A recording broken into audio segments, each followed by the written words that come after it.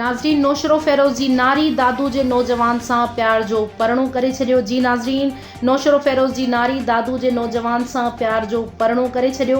नारी इकरा धी एजाज़ अहमद पठान दादू जे नौजवान मोहब्बत वल्द अल्लाह ॾिनो पवण सां कोर्ट में प्यार जो परणो करे छॾियो। नारी मीडिया अॻियां दाहींदे चयो त मां आकिल बालिग आहियां ऐं मां पंहिंजी मर्ज़ी सां मोहब्बत वल्द अल्लाह ॾिनो पवण सां सुन्नत मोहम्मदी निकाह कयो आहे। न मूंखे कंहिं अगवा कयो आहे, न ई कंहिं बरगलायो आहे।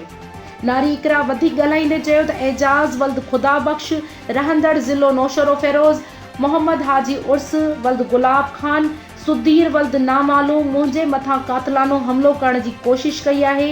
मां उतां पंहिंजे मुड़ुस मोहब्बत पवण सां निकिरी वियसि। हींअर मुंहिंजे मुड़ुस खे ऐं मूंखे ऐं मुंहिंजे साहुरनि खे ज़िंदगी जो ख़तरो आहे।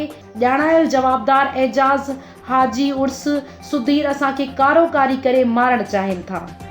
नारी इकरा तंहिं करे आला सतह ते इंसानी हुकूकनि जे इदारनि IG सिंध, DIG हैदराबाद, वज़ीर आज़म पाकिस्तान शहबाज शरीफ, SSP Hyderabad, SSP Naushahro Feroze, SSP Nawab Shah, SSP दादू खे अर्ज़ु कंदे चयो त असांखे तहफ़ुज़ ॾिनो वञे ऐं अगरि ॼाणायल जवाबदार असां ख़िलाफ़ या मुंहिंजे साहुरनि ख़िलाफ़ अगवा जो को बि केस दाख़िल कनि त उहो कूड़ो सम्झो वञे। असांजो निकाह बची वियो, निकाह न हुओ, महिरबानी करे असांखे वठनि निकाह दफ़ा। मुंहिंजो अबू, मुंहिंजी अम्मी, सुधीर, सोकावर, महिरबानी करे हिन खां असांखे बचायो वञे। असां निकाह करे छॾियो आहे। असां निकाह एजाज़ मोहतरम दफ़ा वॾे उर्स सुधीर महिरबानी करे असांखे हिन खां बचायो वञे।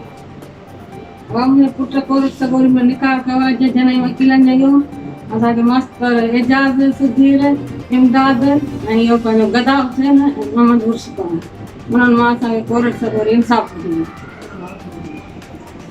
सही।